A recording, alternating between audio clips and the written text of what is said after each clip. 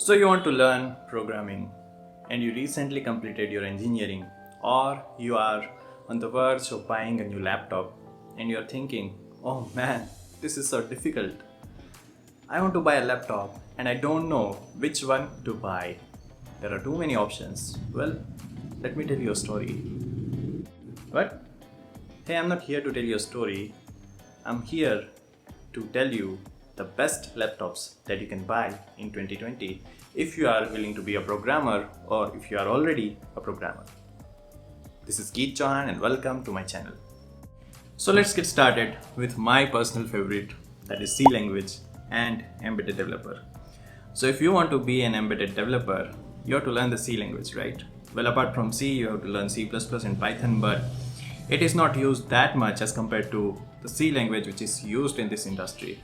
And if you want to learn C, there is not much of hardware that is required. I mean, you don't need a supercomputer or super fast i7 processor or 16 GB of RAM. What you need is a normal low budget laptop which can at least run a C compiler, and that's it. So for C developing, what I suggest is a laptop with an i3 processor, Core i3, and around 4 GB or 8 GB of RAM. So there's a question which comes, and that is, what if I want to use the IDE like STM32 or Eclipse?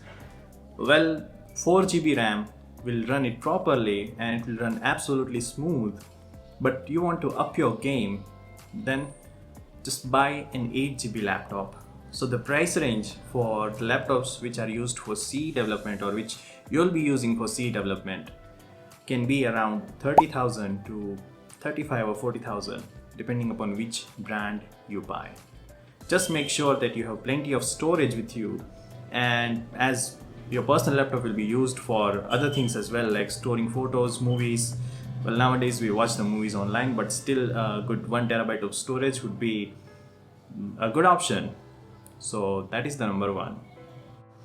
So on the second number, it is the desktop application and Android application development. Now, if you want to make your career in this path, then you'll have to understand that for Android development, you need some CPU power.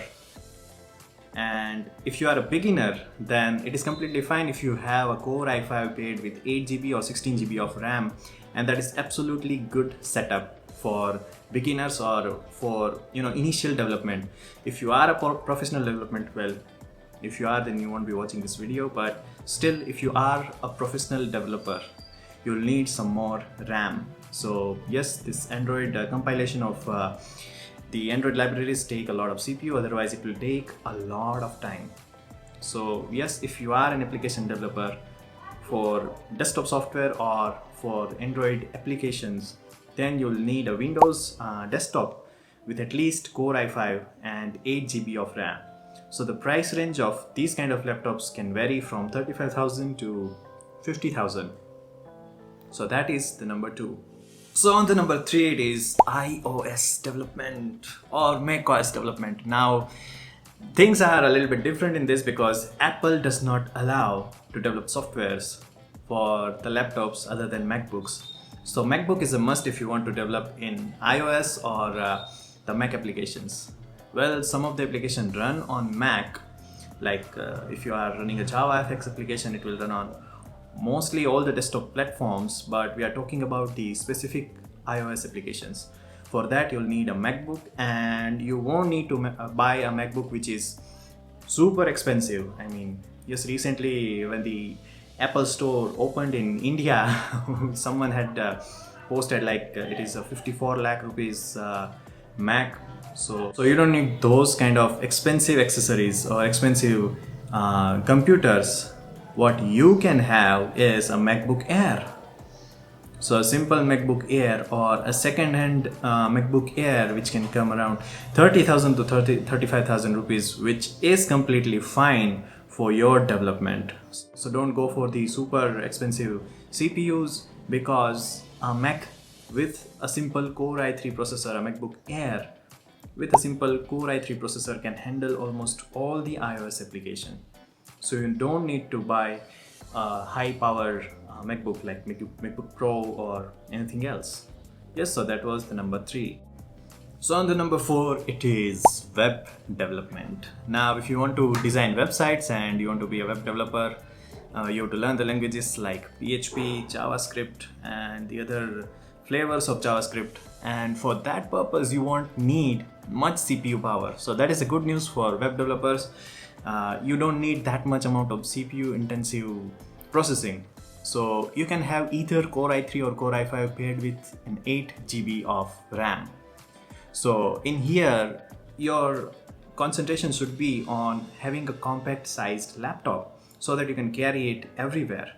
And for that purpose, I recommend Core i3 or Core i5 depending upon your budget with an 8 to 16 GB of RAM. So on the number 5, it is my personal favorite, game development. Now I know so many of you want to develop games and you think like I need a super fast computer in order to develop games. Well, that is not 100% true.